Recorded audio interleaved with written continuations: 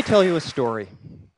It's my first year as a new high school science teacher, and I'm so eager. I'm so excited. I'm pouring myself into my lesson plans. But I'm slowly coming to this horrifying realization that my students just might not be learning anything. This happens one day. I just assigned my class to read this textbook chapter about my favorite subject in all of biology, viruses and how they attack.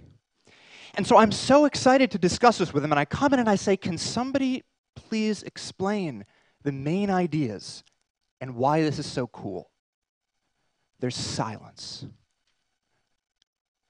Finally, my favorite student, she looks me straight in the eye and she says, the reading sucked. And then she clarifies. She says, you know what? I don't mean that it sucks. I mean that I didn't understand a word of it. It's boring. Who cares? And it sucks. These sympathetic smiles spread all throughout the room, though. And I realized that all of my other students are in the same boat. That maybe they took notes or they memorized definitions from the textbook, but not one of them really understood the main ideas. Not one of them can tell me why this stuff is so cool, why it's so important. I'm totally clueless. I have no idea what to do next. So the only thing I can think of is say, listen, let me tell you a story. The main characters in the story are bacteria and viruses. These guys are blown up a couple million times.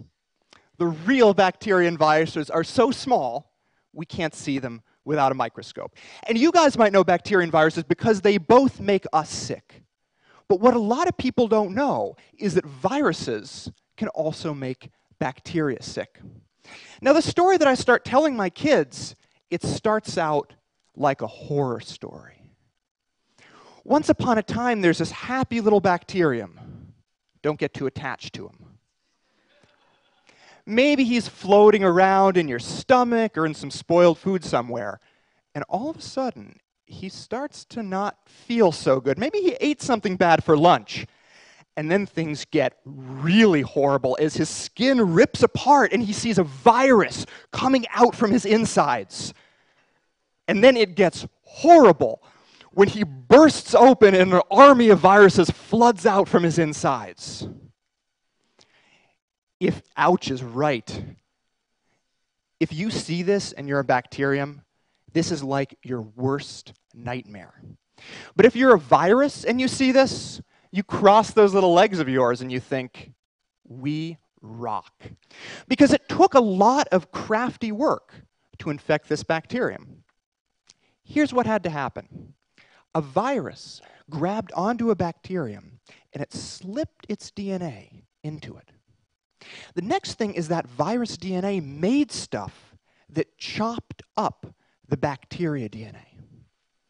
And now that we've gotten rid of the bacteria DNA, the virus DNA takes control of the cell, and it tells it to start making more viruses.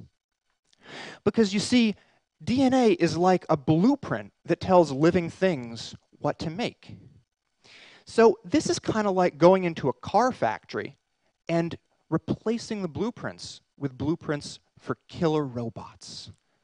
The workers still come the next day, they do their job, but they're following different instructions.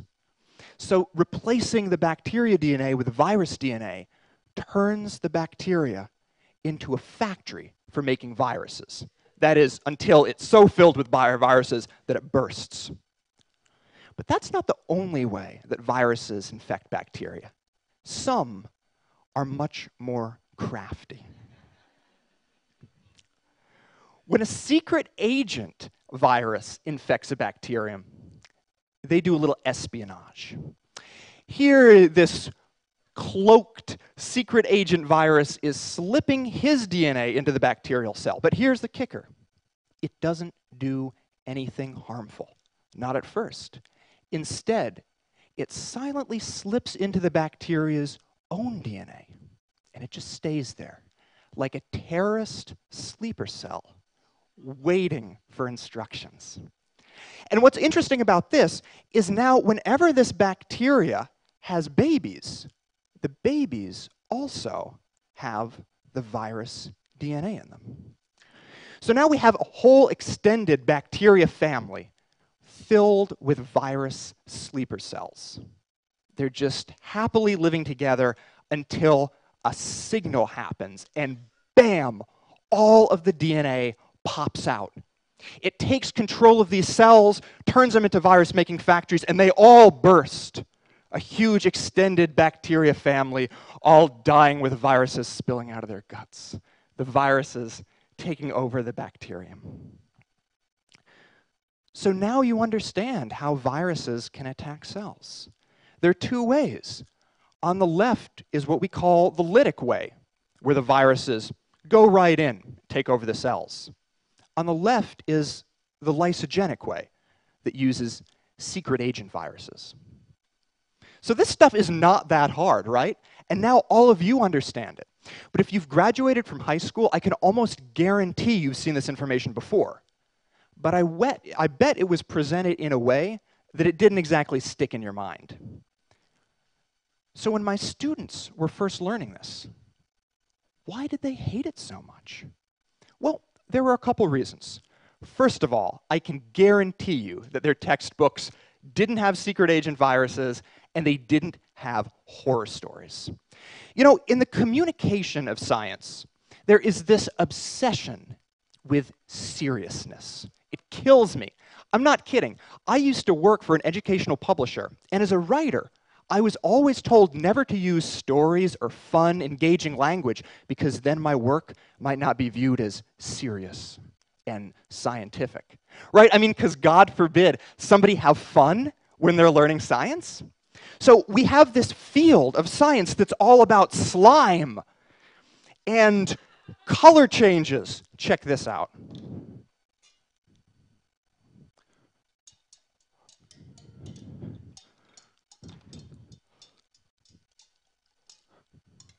And then we have, of course, as any good scientist has to have, explosions.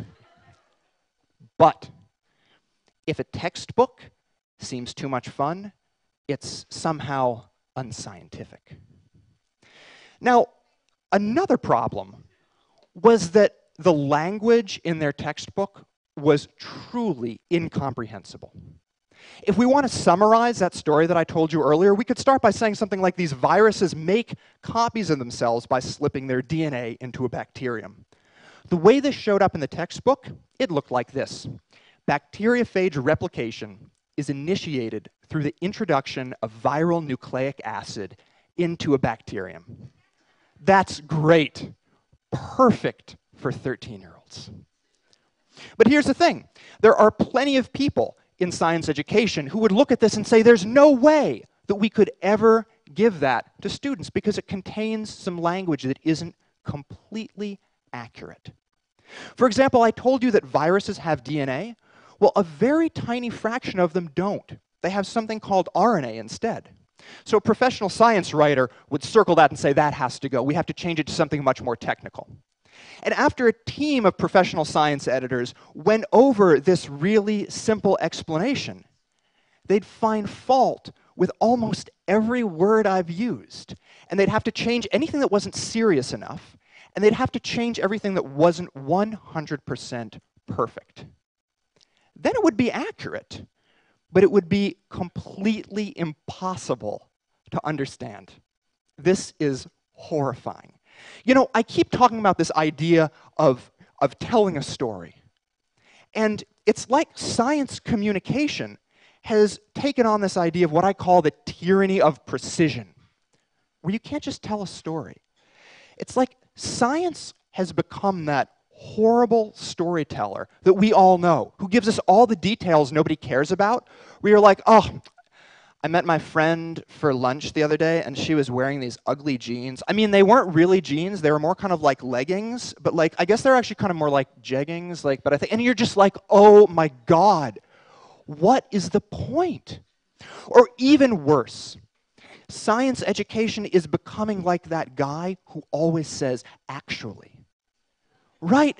You want to be like, oh, dude, we had to get up in the middle of the night and drive 100 miles in total darkness. And that guy's like, actually, it was 87.3 miles. And you're like, actually, shut up. I'm just trying to tell a story. Because good storytelling is all about emotional connection. We have to convince our audience that what we're talking about matters. But just as important is knowing which details we should leave out so that the main point still comes across. I'm reminded of what the architect Mies van der Rohe said, and I paraphrase, when he said that sometimes you have to lie in order to tell the truth. I think this sentiment is particularly relevant to science education. Now, finally, I'm often so disappointed when people think that I'm advocating a dumbing down of science. That's not true at all. I'm currently a PhD student at MIT, and I absolutely understand the importance of detailed, specific scientific communication between experts, but not when we're trying to teach 13-year-olds. If a young learner thinks that all viruses have DNA, that's not going to ruin their chances of success in science.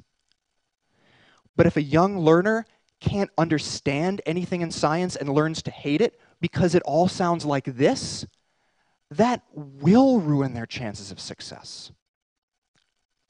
This needs to stop. And I wish that the change could come from the institutions at the top that are perpetuating these problems. And I beg them, I beseech them, to just stop it. But I think that's unlikely. So we are so lucky that we have resources like the internet where we can circumvent these institutions from the bottom up. There's a growing number of online resources that are dedicated to just explaining science in simple, understandable ways.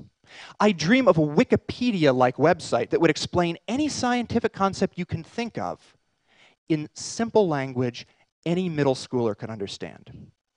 And I myself spend most of my free time making these science videos that I put on YouTube. I explain chemical equilibrium using analogies to awkward middle school dances.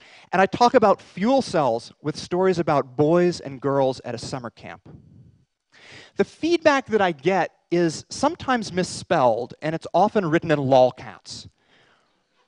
But nonetheless, it's so appreciative, so thankful, that I know this is the right way we should be communicating science. There's still so much work left to be done, though. And if you're involved with science in any way, I urge you to join me. Pick up a camera, start to write a blog, whatever. But leave out the seriousness, leave out the jargon. Make me laugh, make me care. Leave out those annoying details that nobody cares about and just get to the point. How should you start? Why don't you say, listen, let me tell you a story. Thank you.